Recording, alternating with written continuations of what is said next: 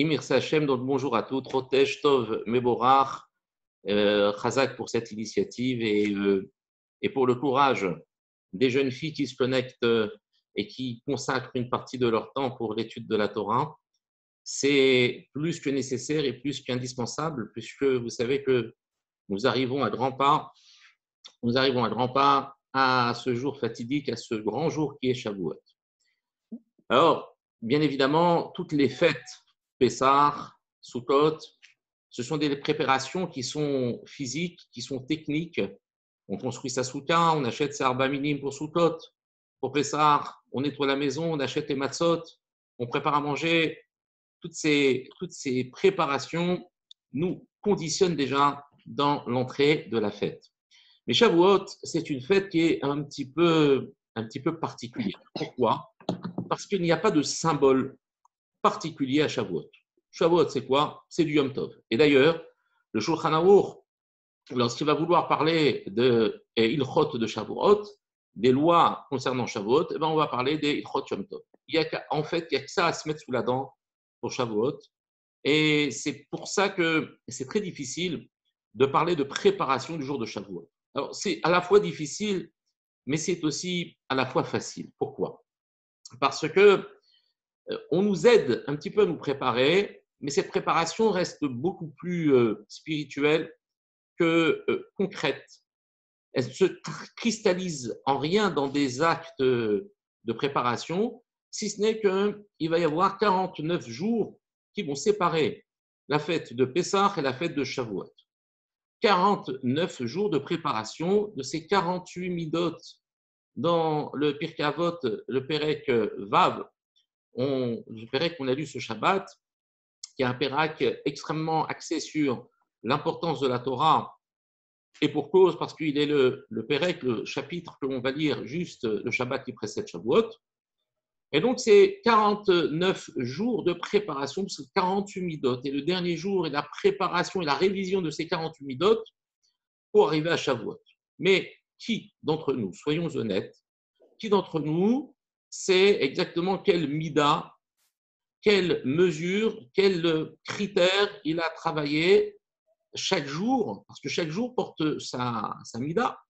Donc, qui d'entre nous sait exactement le jour qui correspond à quoi ? Une poignée d'hommes dans le monde, une poignée de personnes dans le monde, souvent des gdolador, des mekoubalim, mais le tout à chacun, lui, il laisse passer le temps, il laisse fuir les heures, et on se retrouve le jour de Shavuot un petit peu désemparé.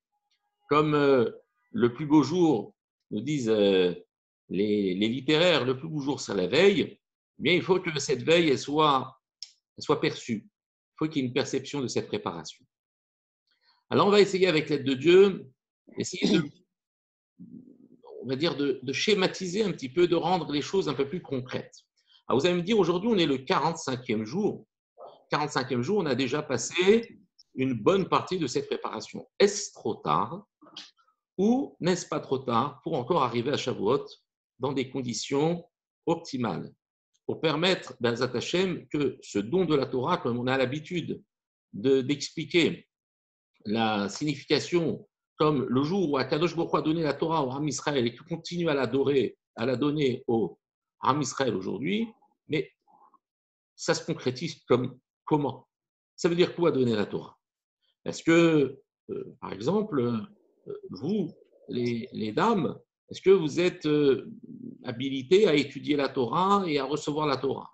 C'est un peu difficile d'imaginer que, par exemple, aujourd'hui, le jour de Shavuot, on va donner des chidushé Torah dans la Gemara, dans le Zohar, et puis qu'en fait, les personnes qui n'ont jamais ouvert ce type de livre, en quoi profitent-elles de ce dîne de Shavuot et de cet ashpa'a, de ce déferlement de brachot et de bonnes choses qui ont lieu le jour de Shavuot. Autant de questions avec lesquelles on va essayer de se débrouiller pour arriver à quelque chose de pratique, merci Hachem, pouvoir arriver le jour de Shavuot. On a dit qu'aujourd'hui, on était le 45e jour du Homer.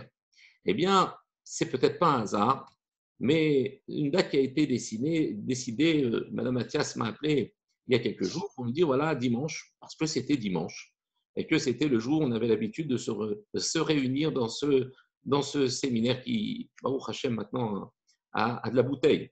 Mais le dimanche, en vérité, c'était le 45e jour du Homer. L'a-t-elle fait exprès? Eh bien, peut-être que oui, sans le savoir, parce que nous disait Chamim le Lekar Ve'alevouv, Rav Avraham Avishor Shelita, nous explique dans son livre que l'homme va se construire physiquement pendant les 45 premiers jours du Homer et commencer à se construire spirituellement depuis Rosh Chodesh Sivan, car ce n'est pas non plus un hasard si Rosh Chodesh Sivan tombe le 45e jour, puisque au démarrage de Rosh Chodesh Sivan, la dimension spirituelle de l'homme commence à à se préparer. L'homme est physiquement préparé dans tout ce qui est les midotes de l'être humain, mais la spiritualité de l'homme, elle commence, et de la femme, commence d'Afka aujourd'hui. Alors, il fait remarquer que le mot Adam, qui signifie à la fois l'homme dans son sens global du terme, qui est homme et femme, puisque Adam Arishon était le premier homme, mais qui était l'archétype de toute l'humanité, et de la femme qui est sortie de lui, eh bien, Adam, ça fait 45. Et donc, nous dit le Karvé Alevouv, le 45e jour, on arrive à peaufiner la première dimension de l'homme, qui est sa dimension physique, ou on va peut-être appeler ça humaine. Mais qu'en est-il de sa dimension spirituelle? Eh bien, c'est le jour de Rosh Chodesh Sivan que tout va démarrer. Alors, c'est bien beau, c'est un beau projet que nous avons en marche, mais comment faut-il le tenir et qu'est-ce qu'on peut faire avec cette chance qu'Akadosh Baruch Hu nous donne? Alors d'abord, il y a une notion à comprendre. Lorsque Dieu donne la Torah, il n'attend pas Shavuot pour nous donner la Torah. Ça, c'est clair. Pourquoi? Parce qu'il y a marqué, tous les jours, on fait la bracha, Baruch ata Hashem Elokeinu melech haolam asher bachar banu mikol ha'amim. Il nous a choisis parmi tous les peuples, d'accord? Ve bachar banu mikol ha'amim, asher bachar banu mikol ha'amim, ve natan lanu et haTorah. Non, attendez, je reprends mes. Je suis ému. Je reprends le texte dans son texte. Voilà. Il nous dit Asher Bachar Banu Mikol Ha'amim Natan Lanu et Torato. Voilà, il nous a donné la Torah. Baruch Ata Hashem Noten la Torah. La bracha qui finit, c'est Noten la Torah au présent. Donc ça veut dire que tous les jours, chaque instant, Kadosh Baruch Hu nous donne la Torah. Qu'est-ce que ça nous apporte de savoir que pour Shavuot, Dieu va nous donner la Torah? Il nous la donne au quotidien. Qu'y a-t-il de plus dans Shavuot? Et quelle est la différence avec les autres jours de la semaine? En fait, les autres jours de la semaine, à chaque instant de notre vie, Dieu nous donne la Torah. Mais nos dispositions et une capacité de pouvoir prendre cette Torah, elle est évidemment limitée à l'ustensile et au volume que nous donnons, la place que nous donnons à cette Torah. Dieu donne de la Torah de manière permanente. Mais au quotidien, on est plus ou moins capable de pouvoir recevoir cette Torah.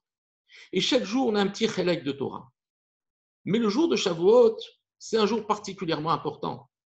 Parce que le jour de Shavuot, la Torah qui va être donnée dans un contexte où nous allons être prêts à pouvoir recevoir la Torah d'une manière optimale. Mais pas parce qu'il va y avoir plus de Torah donnée, mais parce que l'homme va être plus préparé. Parce que lorsque nous allons arriver le jour de Shavuot, nous sommes passés, je vous le rappelle, par une période de Pessah, une période dans laquelle on a travaillé au maximum pour pouvoir éliminer au maximum le Yetzara qui est en nous, et ces 49 jours qui vont progressivement venir éroder la couche matérielle qui malheureusement fait écran, occultant entre la Torah qu'Akadosh Baruch Hu nous donne au quotidien et notre dimension d'humain. Donc, nous allons nous préparer, nous allons éroder tout ça. Maintenant, la Torah, c'est quoi? La Torah, c'est aussi notre perception que nous avons vis-à-vis des mitzvot. Et les mitzvot du quotidien, de la manière dont je les pratique, Et l'appétence que j'ai vis-à-vis de la pratique de ces mitzvot ou de l'étude de la Torah va en fait créer une sorte de CV. Ce CV que je vais présenter le jour de Shavuot en sachant si cet homme ou cette femme est méritant pour pouvoir recevoir de la Torah. C'est un peu la fameuse phrase que l'on dit, de toute façon, les banques ne prêtent qu'aux riches. Ça veut dire quoi, les banques ne prêtent qu'aux riches? Si vous arrivez avec les moyens de pouvoir rembourser, vous avez toutes les cautions nécessaires, vos revenus sont nécessaires, sont suffisants, vous affichez une bonne crédibilité sur tous les versements et les paiements de traite que vous avez eus auparavant. Vous n'êtes pas découvert pendant X années ou X mois, ben vous devenez fiable. Mais en vérité, qui a besoin d'argent? C'est plus ceux qui n'en ont pas que ceux qui en ont. Et pourtant, on ne va prêter que si la personne est capable d'apporter les moyens qu'il a de l'argent. Donc ça veut dire quoi? On prête de l'argent à ceux qui ont de l'argent. Eh bien, c'est exactement ce qui se passe, même si ce n'est pas logique, mais dans la chorma, dans la sagesse, il faut savoir qu'Akadosh Baruch Hu ne donne de la sagesse qu'à ceux qui en ont. Vous allez me poser la question, mais si la sagesse elle est dans la Torah, ça veut dire que j'ai déjà de la Torah. Et si Akadosh Baruch Hu donne de la Torah à celui qui a de la Torah, le premier instant, comment il a eu de la Torah cet homme? Alors les Chachamim nous disent que tout ça ne réside que dans la volonté d'avoir. La Chorma n'est pas tant la quantité d'informations que je possède, mais est caractérisée par le désir que j'ai de vouloir devenir Chacham. Kadosh Baruch Hu, il n'est pour lui absolument pas difficile de donner à chacun autant qu'il demande. Akadosh Baruch Hu est sans limite, il est infini. Il n'a absolument pas aucune limite. Il y a marqué dans les Teilim qu'on lit tous les jours Al-Khef Picha V'Amaleu. Ouvre ta bouche et je la remplis. Ouvre ta bouche, ça veut dire quoi? Demande. Mais demande quoi? Demande dans le domaine du spirituel. Demande de vouloir devenir Chacham. Et Akadosh Baruch Hu, il va te donner. Demande de vouloir faire les mitzvot. Akadosh Baruch Hu va te permettre. Demande de vouloir s'approcher de lui. Akadosh Baruch Hu, Karor, Hashem, Echol, Koreav. Dieu est proche de tous ceux qui l'appellent. Donc ça veut dire quoi? S'il est près de ceux qui l'appellent, mais s'il l'appelle, ça veut dire quoi? Ça veut dire qu'ils sont déjà proches de lui. Il y a ceux qui n'appellent pas du tout Dieu, ou alors qui l'appellent quand ils ont des problèmes. Genre, voilà, là jusqu'à présent j'arrivais à gérer, mais maintenant j'ai un petit problème. Est-ce que tu ne voudrais pas m'aider à résoudre ce problème? Quelle route pas? Parce que jusqu'à présent, quand tu réussissais, tu pensais que c'était toi qui gérais le dossier. Et puis d'un seul coup, tu t'es aperçu que tu avais des limites. Alors quand tu es confronté à tes limites, tu te connectes à l'illimité et comme ça, tu prolonges ton forfait et tu dis, écoute, voilà, solutionne mon problème et ensuite, quand j'ai plus besoin de toi, je refais marche arrière. Ça, c'est la chutzpah la plus terrible qui puisse exister. Nous sommes de manière permanente connectés avec Akadosh Baruch Hu. Et notre quotidien ne doit pas uniquement s'axer sur ce qui nous manque, mais sur ce que nous avons. Nous avons aujourd'hui tout ce que nous avons, ce n'est pas nous qui l'avons, c'est Akadosh Baruch Hu qui nous l'a donné. Et avant de rentrer dans le vif du sujet, parce que cette introduction est importante, sachez une chose, c'est que pour qu'une tfila soit appelée tfila au sens propre du terme, il faut remettre en question systématiquement ce que l'on possède et le demander à Dieu.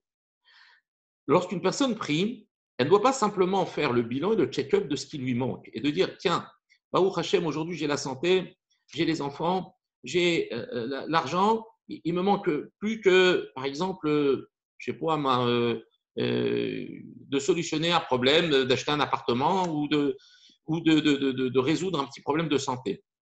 Ce n'est pas ça la prière, ce n'est pas de demander à Dieu quand on a besoin de lui. Parce que là, ça ne s'appelle pas servir Dieu, ça s'appelle se servir de Dieu. J'ai besoin de Dieu quand j'en ai besoin. Mais quand j'en ai pas besoin, a priori, tout ce que je possède, c'est du normal, c'est du Dieu. Non, la tfila, c'est pas ça. La tfila, c'est même si on est riche ici, même si on est en parfaite santé, même si la vie n'a aucune forme de limite à nos yeux, on se sent éternel parce qu'on est jeune, chaque jour on demande la vie, chaque jour on demande la parnassa, chaque jour on se comporte comme ce qu'on appelle un pauvre, c'est-à-dire quelqu'un de dépendant, comme si rien ne lui appartenait et que tout ce qu'il avait n'était qu'en dépôt, eh bien, on demande à Kadosh Baruch Hu, donne-moi la possibilité encore de profiter de ce que tu me donnes. Ça, c'est la préparation de la tefila. Eh bien, il faut savoir que pour la préparation de la Torah, c'est aussi ça. La Torah, c'est vrai qu'elle est donnée à celui qui la désire. C'est vrai qu'elle est appelée sa Torah. Mais elle est appelée sa Torah parce que l'homme ne s'est pas quelque part approprié. Dieu la lui donne. Oui, tu la veux, je te la donne. Tu la désires, tu l'as demandé, je te la donne. Mais de là, parce que l'homme s'enorgueillisse et dise, voilà, ben, finalement, c'est ma Torah, donc c'est moi qui suis méritant là-dedans. Il ne faut pas justement arriver à Shavuot avec ce type de pensée ou avec ce type de perception. Pourquoi? Parce que c'est complètement compromettre la relation que nous devons avoir avec Akadosh Baruch Hu. Au quotidien, nous sommes rien, en od milvado. C'est d'ailleurs l'enseigne que j'ai sur mon, comment dire, mon icône là, de connexion. Il n'y a rien d'autre que Dieu. Donc, partons déjà avec ce principe qu'il n'y a rien d'autre que Dieu, que tout ce que nous faisons, c'est parce qu'Akadosh Baruch Hu nous permet de le faire. Et on va pouvoir maintenant commencer à parler de cette préparation de Shavuot. Et je vais commencer à vous raconter ma vie. Parce que, en fait, c'était un petit peu le but de notre réunion aujourd'hui. C'était alors de vous raconter ma vie. Alors, je sais qu'il y en a parmi vous qui vont s'étonner en disant, mais qu'est-ce qu'on en a à faire de raconter ma vie? Moi, je suis venu pour un cours de Torah. Mais en fait, il faut que la vie devienne un cours de Torah permanent et un enseignement permanent. C'est ce qu'on appelle Aikam Dout, c'est ce qu'on appelle l'enseignement que l'on tire à partir de faits quotidiens de tous les jours. Nous devons arriver, nous, chacun, pas uniquement les rabbins ou les religieux, mais savoir interpréter tout ce que Dieu nous montre dans ce monde. Car puisqu'il n'y a pas d'autre chose que Dieu, il ne peut pas y avoir donc de faits hasardeux. Et s'il n'y a pas de fait hasardeux, ça veut dire que chaque événement que je vis est porteur d'un enseignement. Alors, je vais vous raconter ma vie et on va essayer, avec l'aide de Dieu, d'en tirer des conclusions peut-être qui nous aideront à changer et nous préparer pour la fête de Shavuot. C'est avéré que depuis plusieurs mois, nous étions en confinement. Lorsque nous étions en confinement, lorsque ça a démarré au début du mois de mars, ça a été un bouleversement total dans l'esprit de chacun d'entre nous. Comme on dit, l'épreuve est beaucoup plus difficile quand elle commence que quand elle continue ou quand elle finit. Même si l'épreuve est redoutable à la fin, mais on sait qu'il y a une fin. Par contre, lorsque l'épreuve commence, on ne sait pas de quoi sera fait le lendemain et on est particulièrement déboussolé. Et beaucoup de personnes, des témoignages en tout cas que j'ai reçus, les gens m'ont fait part de leurs réflexions, de leur remise en question, m'ont dit mais comment on va faire, mais c'est terrible, on ne sait pas de quoi est fait le lendemain. On annonçait tous les jours, ça c'était au moins ce que j'essayais de leur transmettre, de ne pas écouter les médias, parce que c'est quelque chose qui plombe le moral et qui n'arrange non seulement pas les choses, mais qui les aggrave. Et les gens m'appelaient, comment on va faire, comment on fait ci et cela. Alors, je leur ai dit, bon, bah, écoutez, il y a une remise en question, certes, et Kadosh Baruch Hu nous isole pour que nous puissions reconnecter avec lui, car bien souvent, lorsqu'on accomplit les mitzvot, ou lorsque on fait la prière, on aime bien regarder un petit, comme ça, avec un petit œil au coin, de voir si on a bien été vu. Lorsqu'on fait un don, par exemple, on aime bien que ce don, ben, les autres l'entendent. Quand on fait un acte de bravoure, on aime bien que les gens le sachent. Lorsque on fait quelque chose qui est censé un petit peu redorer notre blason, ben, on est content que les autres soient et participent au moment où je le fais. Mais qu'en est-il de l'homme entre ces quatre murs, quand personne ne le voit? Quand il est obligé de faire du chesed avec peut-être des personnes qu'il côtoie tous les jours, sa femme, ses enfants. Quand il est obligé d'étudier la Torah, quand finalement personne ne sait qu'il a étudié la Torah, ou de faire Shabbat, quand personne ne sait qu'il fait Shabbat, qu'en est-il de cet homme? Qui est-il vraiment?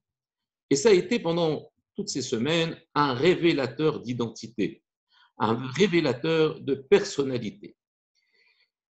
Il est vrai qu'au tout début, avec tous les coups de fil que j'ai reçus, avec tous les avis convergeaient vers une sorte de bouleversement total. Les gens disaient, ça y est, c'est fini, le Mashiach arrive au mois de, pendant Pessah, il faut faire notre alia, on est dans... Et c'était un bouleversement total.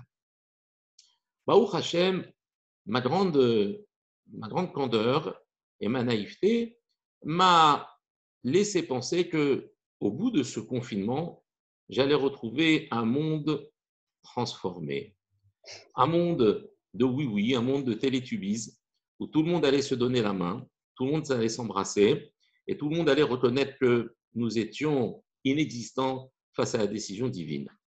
J'ai vécu avec cet espoir et avec ce rêve pendant de nombreuses semaines. Rien ne m'empêchait de penser le contraire. J'étais chez moi à la maison et je rêvais de ce monde idyllique et de ce monde où nous allions sortir complètement transformés. Voilà que la semaine dernière, premier Shabbat, après le déconfinement, puisque je ne pouvais pas sortir le Shabbat, et un juif pratiquant ne pouvait pas sortir le Shabbat parce qu'il devait avoir une attestation sur lui, ce qui était interdit, on ne pouvait pas porter. Donc, premier Shabbat où j'ai pu mettre le nez dehors. Alors, vous imaginez, d'un seul coup, j'ai vu un attroupement, Baruch Hashem, de la communauté, avec les enfants qui jouaient sur la place. C'était magnifique, c'était émouvant de voir cette vie reprendre et c'était quelque chose de plaisant. Jusqu'au moment, malheureusement, des personnes qui, elles, vivaient au quotidien avant ce confinement et qui laissaient entendre qu'ils étaient respectueux du Shabbat, peut-être de la cache-route ou d'autres mitzvot de la Torah.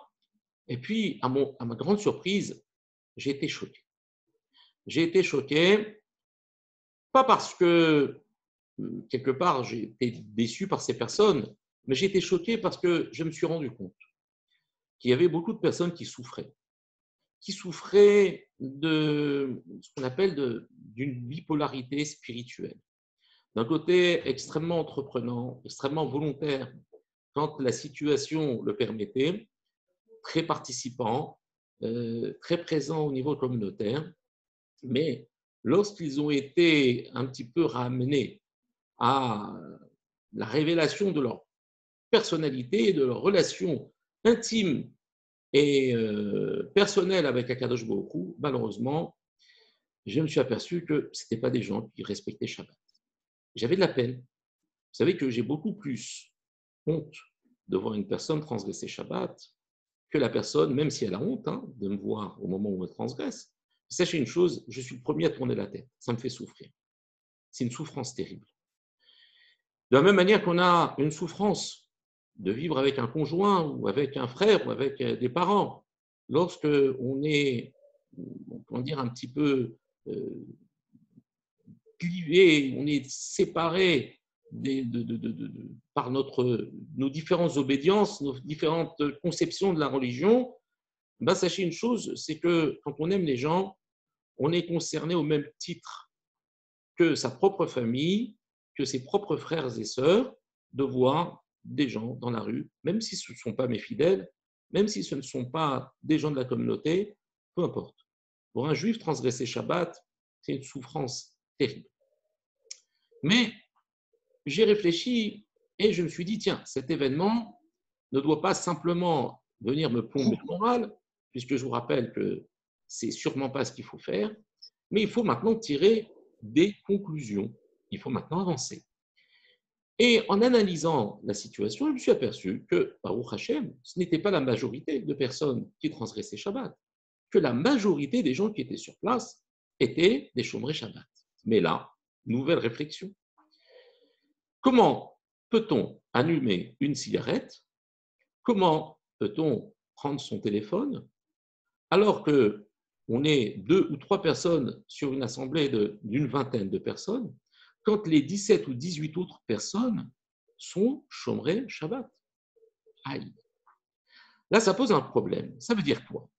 Ça veut dire que Transgresser Shabbat, finalement, cette personne, elle est souffrante. Elle ne sait pas que Shabbat, c'est quelque chose d'important. OK. Ça, c'est notre rôle à tous. Et mon rôle aussi de prier pour eux, de les aider à comprendre ça. Mais les autres qui étaient là, ceux qui étaient Shomrei Shabbat, pourquoi n'ont-ils pas, ne fût-ce que par leur présence, été des obstacles à ceux qui désiraient fumer ou allumer leur téléphone ou consulter leur téléphone? Vous savez, il y a deux étapes dans la faute. Il y a celui qui faute et il y a celui qui fait attention que les autres ne le voient pas fauter. Même si vous faites d'une manière totalement, comment dire, c'est pas, vous n'avez pas le sentiment d'avoir fauté. Alors là, vous pouvez fauter devant tout le monde. Vous ne savez pas que c'est une faute. Mais quand vous savez que c'est une faute, quand vous vivez au quotidien avec des gens qui, eux, ne vont pas fumer, ne vont pas consulter leur téléphone, ne vont pas porter d'objets ou de choses pendant le Shabbat, pourquoi ces gens ne sont pas des obstacles pour ceux qui transgressent? Et c'est la nouvelle question que je me suis posée. Et il y a une Gemara, et là je leur ai dit, ne vous inquiétez pas, ce que je vous dis n'est pas un secret et ne cherche pas du tout à le rester, ce n'est pas du tout un secret, si ça pouvait éventuellement, ne serait-ce que déclencher un remaniement dans l'esprit de chacun d'entre nous. Il y a une Gemara, je crois que c'est dans Masechet Brachot, on rapporte qu'il y avait un Amora qui était un des enseignants du début du premier millénaire, un Amora qui s'appelait Rabbi Yehoshua ben Levi. Rabbi Yehoshua ben Levi était un Amora particulièrement connu pour sa piété, mais aussi pour sa capacité de pouvoir parler aussi bien de manière régulière avec l'ange de la mort qu'avec Eliyahu Hanavi. Il avait une révélation qui était quotidienne de ces êtres qui nous paraissent inabordables, inatteignables. Ce n'est pas possible, inaccessible. Ce sont des êtres d'une autre dimension. Eh bien, pour lui, c'était Shriyar, comme dit la Gemara, c'était fréquent. Tous les jours, il étudiait avec Eliyahu Hanavi, il lui révélait des choses. Il étudiait aussi avec le Malach HaMavet, qui lui a révélé des choses. Quelque chose d'incroyable. Et un jour, il s'avère que Eliyahu Hanavi n'est pas venu voir Rabbi Yehoshua ben Levi. Il n'est pas venu voir. Il s'est inquiété, Rabbi Yehoshua ben Levi. Et il a cherché à savoir pourquoi Eliyahu Hanavi l'avait boudé. Et c'est avéré qu'il y avait dans le voisinage de cet Amora, de ce tzaddik, il y avait un homme qui s'est fait dévorer par un lion. Et donc, Eliyahu Hanavi, il n'est pas venu voir Yehoshua ben Levi. Rabbi Yehoshua ben Levi n'a pas été visité par Eliyahu Hanavi, mais quelle était sa faute? Pourquoi avait-il été, aux yeux d'Eliyahu Hanavi, il avait été quelque part dégradé, à son niveau bien évidemment. On n'a pas de notion de cette brèche dans la dimension de Rabbi Yehoshua ben Levi. Mais qu'est-ce qui s'est passé? Un homme s'est fait dévorer par un lion dans son voisinage. Eh bien, un tzaddik, un rav, doit pouvoir, dans son entourage, pouvoir protéger par la hashpa'a, par ce qu'il est capable d'apporter, doit pouvoir protéger les gens qui s'y trouvent. Or, qu'est-ce qui s'est passé? C'est qu'un homme s'est fait manger par un lion. Et pourquoi le lion a mangé l'homme? Pourquoi l'a-t-il mangé? Qu'a-t-il fait cet homme? En fait, la question c'est, qu'est-ce qu'il n'a pas fait? Ça veut dire que le lion, lui, il n'a pas de libre arbitre. Il n'est pas sauvage. Il ne tue pas pour tuer. Il tue pour manger. Et lui, il mange que des animaux. C'est ça le principe du lion. Maintenant, un homme, lui, il a une dimension qui s'appelle Tselem Elohim. Il a l'image de Dieu en lui. Ce qui veut dire que s'il a l'image de Dieu en lui, le lion est capable de voir qu'il y a un homme devant lui. Et comme lui, il ne mange pas d'hommes, il mange des animaux, ben, il ne va pas l'attaquer. Ça a été le cas de Daniel, le prophète, qui a été jeté dans la fosse aux lions. Ça a été le cas de Rabbi Yoram Chaim Akadosh, Rabbi Chaim Ben Attar, alav shalom, qui lui aussi a été enfermé dans une fosse aux lions, comme d'autres tzadikim et rabbanim qui côtoyaient les lions au quotidien sans avoir la moindre inquiétude. Pourquoi? Parce qu'ils portaient le Tselem Elohim. Ils portaient cette image divine. Et Rabbi Yehoshua ben Levi avait un tel impact sur son entourage que chaque homme qui vivait dans l'entourage de Rabbi Yehoshua ben Levi ne pouvait qu'être porteur de cette image qui était, on va dire, son référentiel vis-à-vis de tous les animaux sauvages qu'il pouvait croiser. Malheureusement, cet homme a perdu son Tselem Elohim par son comportement. Il a perdu par son comportement son Tselem Elohim. Ce qui fait que le lion, il n'a pas vu un homme, il a vu un animal. Et donc, qu'est-ce qu'il a fait? Il a mangé, il a dévoré. Donc, vous imaginez la responsabilité que l'on a chacun à notre échelle vis-à-vis de l'autre. Si vous êtes, vous, mesdemoiselles, en compagnie d'autres filles, vous vous efforcez à faire Shabbat, vous vous efforcez à manger cachère, mais que quelque part, votre amie, votre copine, elle prend son portable. Quelle dimension avez-vous et quelle représentation vous avez aux yeux de l'autre? C'est la question qu'il faut se poser. Savoir que je peux pratiquer les mitzvot, c'est une chose, mais comment le perçoivent les autres? Ont-ils, oui ou non, le sentiment de choquer, le sentiment de blesser ou le sentiment d'être en porte-à-faux vis-à-vis de la personne qu'ils ont devant elles et qui respectent les mitzvot? C'est une question très importante parce que ça va déterminer notre indice et notre jauge de crédibilité par rapport à la Torah que nous pratiquons. Ici, je ne m'adresse pas simplement à ceux qui ne font pas les mitzvot, et je pense qu'il n'y en a pas parmi vous, mais je m'adresse à celles qui font les mitzvot, mais qui, sous forme d'un consensus, ont peut-être un petit peu honte d'avoir à donner cette image et qui ont ce retrait vis-à-vis de l'impact, de peur d'être ce qu'on appelle heureux. Vous connaissez ça, heureux? Vous avez déjà entendu ça? J'entends ça autour de moi. Les heureux, c'est-à-dire que les filles qui sont habillées sniout, c'est des heureux. Les filles qui se couvrent la tête quand elles sont mariées sont des heureux.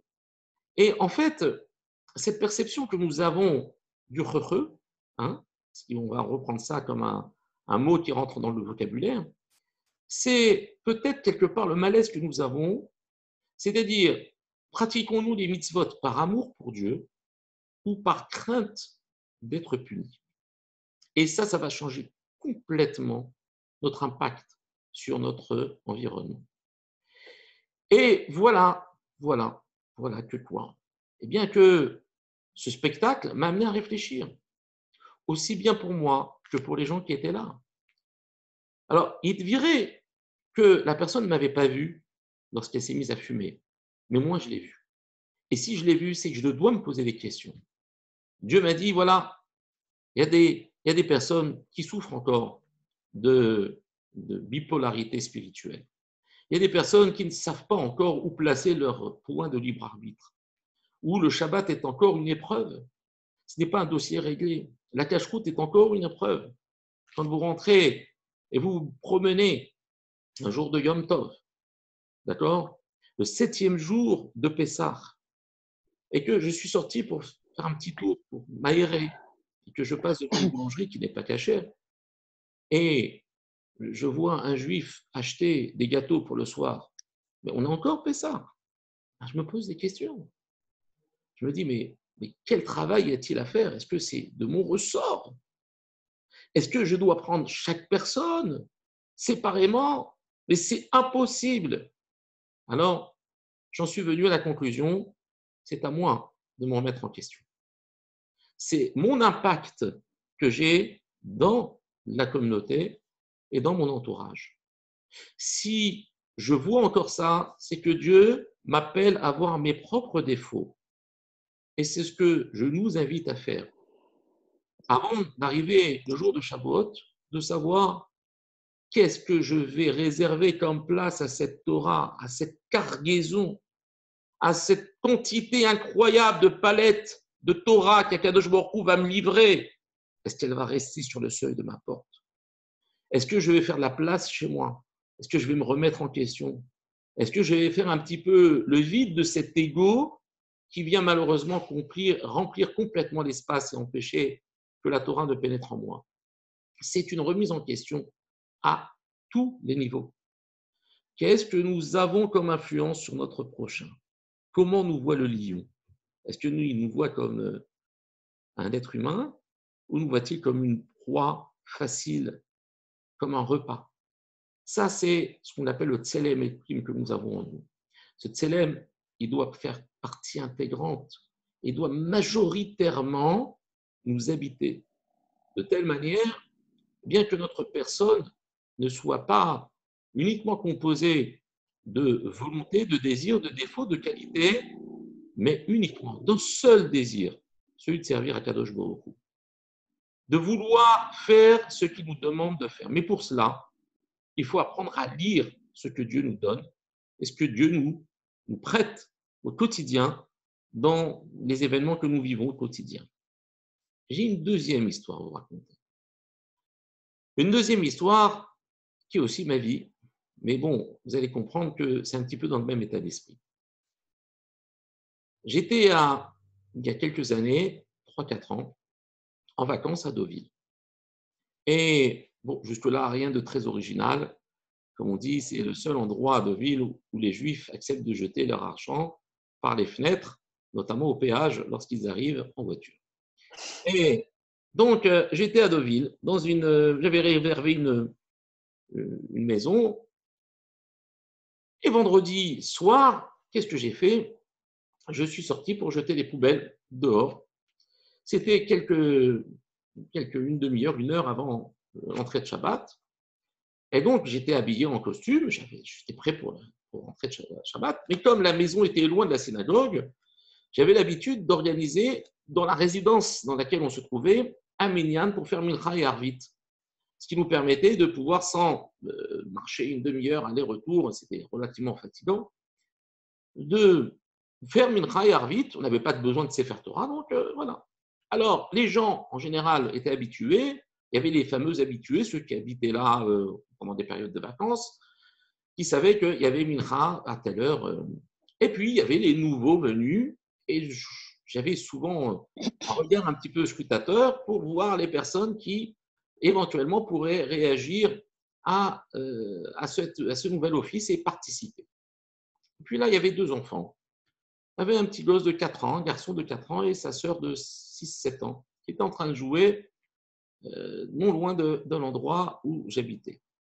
Et quand je suis sorti avec les poubelles, je vois le petit garçon qui me regarde fixement, petit enfant de 4 ans, pas plus. Et je vois qu'il me regarde, donc je comprends qu'il y a peut-être quelque chose à faire. Peut-être qu'il veut me parler. Alors je me tourne vers lui et il me dit Shabbat Shalom. Ah, je lui dis ah, bonjour, Shabbat Shalom. Ah, ben très bien. Alors, donc, tu es juif? Il me dit oui, je suis juif. Et ma sœur aussi d'ailleurs, qui était à côté, qui paraissait un petit peu la secrétaire, parce que ça m'avait l'air du dirigeant. Et il me dit, d'ailleurs, et ma sœur aussi. Ah, je lui dis, alors écoute, ça fait longtemps que vous êtes là? Il me dit, non, ça fait quelque chose qu'on est arrivé. Alors je lui dis, écoute, voilà, sache une chose, c'est que tu vois la maison que je lui montre de loin, cette maison-là, là où j'habite, je fais mincha à 19h30 ce soir. Tu diras à ton papa, s'il veut venir, qu'il est le bienvenu. Et là, quelque chose d'incroyable. Cet enfant, avec un air qui change de tout ou rien, il était joyeux, il était gai, et puis d'un seul coup, il devient triste. Et il me dit, ah, ça ne va pas être possible. Je lui dis, pourquoi ça ne va pas être possible? Il me dit, ben, mon papa, il ne respecte pas Shabbat. j'ai senti cet enfant tellement affecté, je lui dis, mais tu sais, c'est pas grave, il va bientôt respecter. Et puis, c'est pas grave, on n'a pas besoin de respecter Shabbat pour venir faire Mincha et Arvit. Il me dit, mais non, mais il va arriver plus tard parce que mon père, il ne fait pas Shabbat, il travaille et il ne va pas être là à 19h30.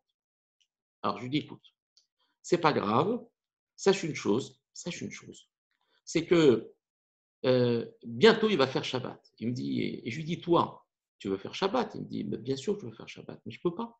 Comme ça, hein. Je ne peux pas. Ah, tu lui dis, tu ne peux pas, mais je vous assure, je vous raconte, j'ai presque les larmes aux yeux. Alors je lui dis, mais c'est pas grave. Quand tu seras grand, tu pourras. Pour l'instant, tu es petit, mais quand tu vas être grand, tu vas pouvoir. Et puis, qui sait, peut-être, que si un jour tu demandes à ton papa et ta maman de faire Shabbat, bien peut-être qu'ils t'écouteront.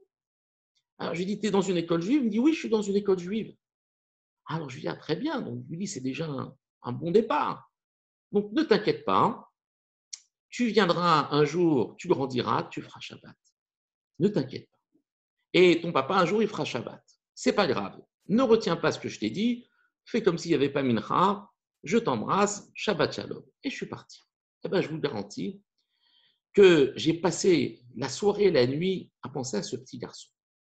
J'ai essayé de comprendre un petit peu le message qui était en train de qu'Akadosh Baruch Hu m'envoyer. Le lendemain, on décide avec mon épouse d'aller au cours qui avait été donné, qui devait être donné à la choule le samedi après-midi. Et là, on marchait sur la route et on voit passer le papa avec l'enfant sur une trottinette électrique. Et ils étaient tout simplement en train de se promener. Et là, l'enfant, je vous garantis, ce que je vous dis, c'est, j'en ai encore la chair de poule, m'a regardé avec un air comme résigné. Il m'a regardé, il m'a fait comme ça avec les yeux, de dire qu'est-ce que je peux faire. Et il était sur la trottinette, il était lui-même gêné de nous croiser. Et on sentait que c'était un combat intérieur. C'était pas comme ça du mensonge. C'était vraiment un appel qu'il nous lançait avec ses yeux, de dire tu vois bien qu'est-ce que je peux faire. Je ne vais pas refuser à mon père. Et il était presque. On avait le sentiment qu'il avait plus de maturité à ce niveau-là. Quelque chose de troublant. Et du coup, j'ai réfléchi et j'en suis arrivé à la conclusion suivante, qui est personnelle, qui n'engage que moi. Mais il faut savoir que dans le monde dans lequel nous vivons, nous sommes composés ce qu'on appelle d'ombre et de lumière, or vers rocher. Et cette ombre et cette lumière, c'est ces accès de vouloir faire le bien, ces accès malheureusement de ne plus vouloir le faire. Et c'est un petit peu ce tiraillement qui existe entre eux, la Neshama et le corps. Cette Neshama, elle est venue dans ce monde pour faire la Torah. Mais le corps, il est chez lui. Ce qui fait que l'expression de la Neshama est quand même relativement réduite parce que le corps fait un petit peu occultant. Et des fois, la Neshama, elle crie. Mais le corps ne laisse pas ce cri s'exprimer. Alors, il y a ce qu'on appelle ce sursaut. Vous avez déjà sans doute rencontré des gens au supermarché, dont vous ne savez absolument pas du tout qu'ils sont juifs, et nous sommes lundi, et il vient vous demander à quelle heure l'allumage des bougies de Shabbat. Petit exemple, ou alors c'est bientôt Pessah, alors maintenant vous êtes au mois de janvier, au mois de février. En fait, ça, il ne faut pas le prendre, il ne faut pas rigoler avec ça. Ça s'appelle un cri de la Neshama. C'est ce petit interstice que la Neshama perçoit. Elle voit un juif et elle crie, elle lui dit « Regarde, je suis juif, est-ce que tu peux m'aider, s'il te plaît ?» Donc ça veut dire que quand vous percevez des choses qui vous paraissent complètement risibles, ridicules, en fait ne le sont pas. C'est un appel au secours. Cette Neshama, elle souffre, elle a besoin, elle demande. Et alors, c'est pas grave. Elle brave le ridicule pourvu que l'autre sache que je suis juif et que peut-être il va m'aider. C'est un peu comme une bouteille à la mer. comme quelque chose qui vient uniquement par désespoir, saisir la moindre chance de pouvoir se relever. Nous sommes tous comme ça. Nous avons tous en nous cette dimension qui appelons et qui demandons à l'autre de nous aider, d'une manière ou d'une autre, chacun à sa façon. Mais c'est pour cela que, juste pour terminer, avant Shavuot, eh bien, je peux vous dire que une question que je me suis posée, c'est avons-nous vraiment changé? Dieu nous a, pendant cette construction du Romer, nous sommes aujourd'hui au 45e jour du Romer, jour où on a finalisé la dimension physique de l'être humain. Et nous sommes maintenant dans l'installation de la dimension spirituelle. Cette dimension spirituelle commence aujourd'hui, le jour de Rosh Chodesh Sivan. Elle est la condition sine qua non pour pouvoir donner de la vie à ce corps qui est encore inerte. Il n'est que corps.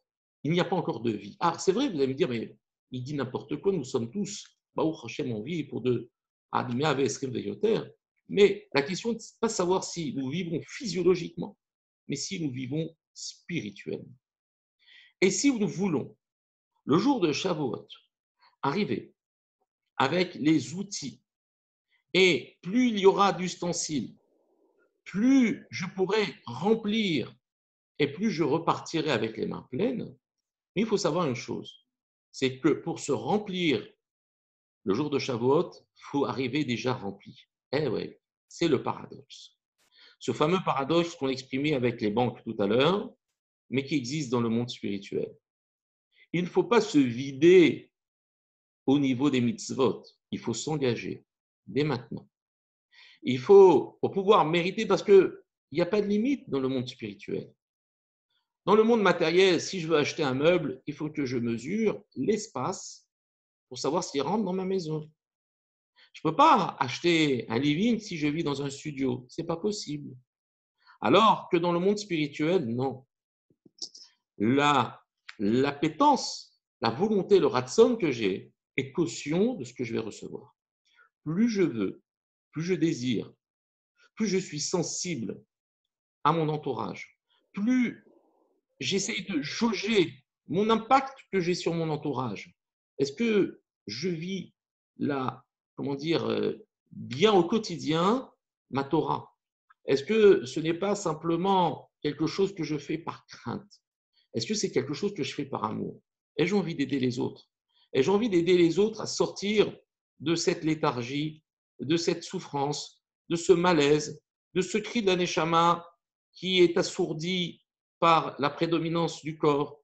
Ai-je envie de voir et de fréquenter uniquement des personnes et d'aider les personnes à grandir? En ai-je les possibilités? Si je n'en ai pas les possibilités, dois-je m'en écarter? Comment éviter de vexer l'autre?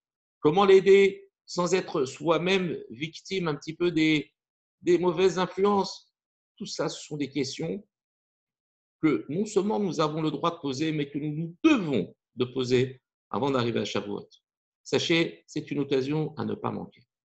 C'est une occasion extraordinaire. Et je peux vous garantir que si nous n'en percevons pas tout de suite les effets, sachez une chose, sur un delta de plusieurs décennies, parce que c'est souvent après de nombreuses années qu'on fait le bilan des premières années.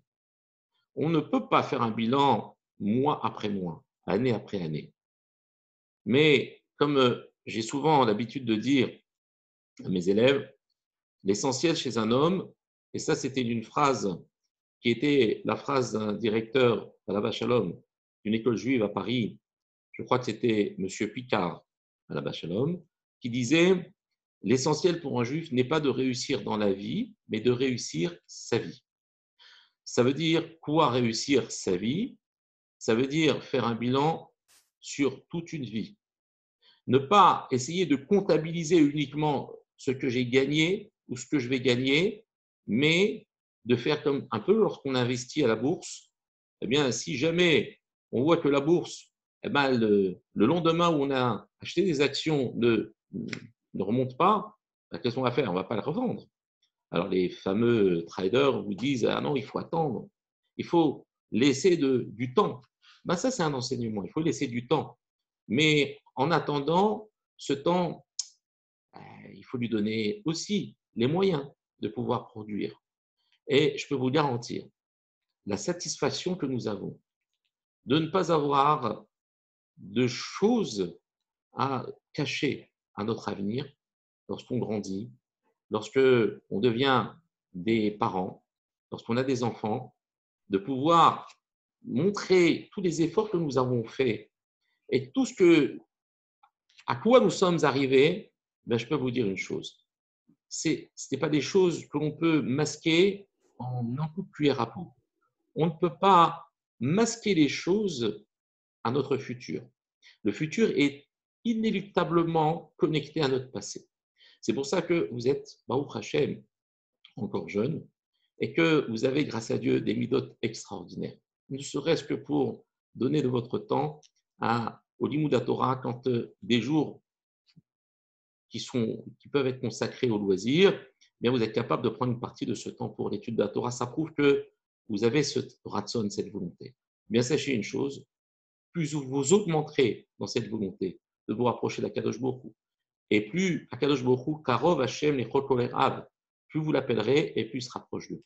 Et ratson que l'approche de ces fêtes soit bénéfique et que Bezat Hashem, vous grandissiez en ce petit laps de temps, mais qui n'est pas si petit, puisque on dit dans la Gemara qu'une personne qui veut se marier avec une autre personne, dans Masechet Kedushin, il est marqué Ariat Mekudeshet, un homme qui dit à une femme, même s'il est rachar gamour, c'est un rachar complet, il ne fait rien de la Torah. Et elle, c'est une fille superbe qui sort du séminaire, qui est superbe, elle est belle, elle est gentille, elle est pas heureux, elle est top. Et lui, il la veut cette fille. Et il lui dit Ariat Mekudeshet li almenat she'ani tzadik. Sois sanctifié à condition que je sois un tzadik. Est-ce qu'il y a des Mekudeshet ou pas? Parce qu'il y a une condition. Hein. Si par exemple il dit Ariat Mekudeshet li almenat she'ani achir, que je sois riche, et qu'il est pauvre comme Job, eh ben, elle n'est pas mariée. Ça ne marche pas. Elle peut aller se marier avec qui? Ça n'a pas marché les Kiddushin. En revanche, s'il dit Almenat She'ani Tzadik, il est rachar gamour, eh ben, il faut qu'il lui donne un guet parce qu'elle est peut-être Mekudeshet. Pourquoi elle est peut-être Mekudeshet? Pourquoi elle est peut-être mariée? Il n'a pas changé entre le moment où il a dit. Lui, ce qu'il veut, c'est la fille, elle est mignonne, elle est belle, elle est jolie, elle est sympa, etc. Mais seulement elle est religieuse. Donc, lui, il essaie de l'embrouiller. Et lui dit, à condition que je sois tzaddik. Comme ça, si je suis tzaddik, elle va accepter. Elle dit oui, mais c'est un rachat d'amour, il n'a pas changé. Eh bien, la Gemara dit, il doit apporter un guet parce qu'elle est mes coups d'échec. Mais ça fait. Qu'est-ce que ça fait? Quel doute y a-t-il ici que peut-être au moment où il l'a dit, il a peut-être pensé. Vous imaginez, ça veut dire que aux yeux de la loi, elle est mes coups d'échec parce que peut-être cet homme est devenu tzaddik dans la fraction d'une seconde. On a 6 jours devant nous. On a, vous imaginez, cette fraction de seconde multipliée par autant de secondes, de minutes, d'heures. On ne doit pas perdre. Almenat She'atzit Tzadik, elle est déjà mes coups d'échec. Il est peut-être Tzadik uniquement parce qu'il a voulu. La tchouva, elle existe uniquement parce que j'ai simplement désiré, même si concrètement, je n'ai suivi ça par aucun acte. Eh bien voilà, elle est mes coups d'échec. Incroyable. Alors, 6 jours pour construire, alors qu'une fraction de seconde nous est nécessaire, juste parce qu'on a voulu, ça nous laisse largement le temps de venir apporter cette vitalité indispensable à l'être humain. B'ezrat Hashem, que Dieu bénisse tout le Ram Israël, vous bénisse, vous protège à toutes et à tous, et que B'ezrat Hashem, que Tel Jouchou soit Mevatel, Kol, Désirot Kachot, qu'il annule tous les mauvais décrets, et que nous sortions changés de cette période du Romain, changés de cette période d'épreuve, et que cette fois-ci, ce monde idyllique auquel j'aspirais, eh bien, il existe vraiment, que nous puissions tous, dans un contexte autre que la diaspora, tous nous retrouver B'ezrat Hashem en Eretz Israël pour faire comme nous faisions avant à l'époque du Beth Amikdash, tous un seul cœur et un seul cœur, un seul corps pour pouvoir accomplir la volonté de la Kadosh Baruch Hu. Chag à toutes et à tous. Merci pour votre patience. Et je vais redonner les micros si vous avez des questions. Si je peux écouter, c'est avec grand plaisir. Sinon, si une personne peut se porter